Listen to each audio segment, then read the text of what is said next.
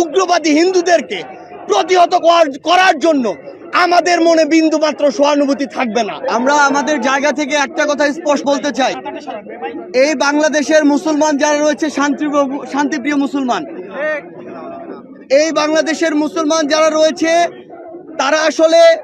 তারা যেমন নিজেদের ধর্মের প্রতি তাদের সহানুভূতি রয়েছে, অন্যান্য ধর্মের যারা রয়েছে তাদের প্রতিও তাদের সহানুভূতি রয়েছে। কিন্তু এই সহানুভূতিকে ব্যবহার করে কেউ যদি নিজেদের ওই ভারতে বসা চক্রান্ত, যারা মাসের 30 দিনের 25 দিন দেহটা নিয়ে এই বাংলাদেশে বসে থাকে আর বাকি 5 দিন মনটা নিয়ে ভারতে যায়, সেখানে চক্রান্ত করে এবং সেই চক্রান্তের এক্সিকিউশন এই বাংলাদেশে এসে ঘটায়, সে সকল উগ্রবাদী হিন্দুদেরকে প্রতিহত করার জন্য আমাদের মনে বিন্দুমাত্র সহানুভূতি থাকবে না।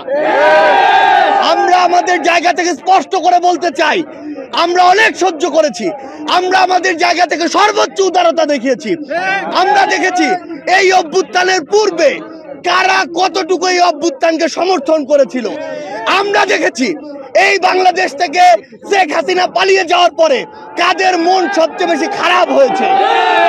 আমরা আমাদের জায়গা থেকে স্পষ্ট দেখেছি যখন এই বাংলাদেশে অভ্যুত্থান পরবর্তী সময় একটি অস্থিতিশীল পরিবেশ হওয়ার কথা ছিল, তখন কিভাবে আমাদের এই মাদ্রাসার ভাইরা ওই মন্দিরে গিয়ে পাহারা দিয়েছে, কিভাবে 5ই আগস্ট রাতে সারা রাত ওই মন্দির পাহারা দিয়ে সকালে ফজরের নামাজ তার সামনে রাস্তায় পড়েছে।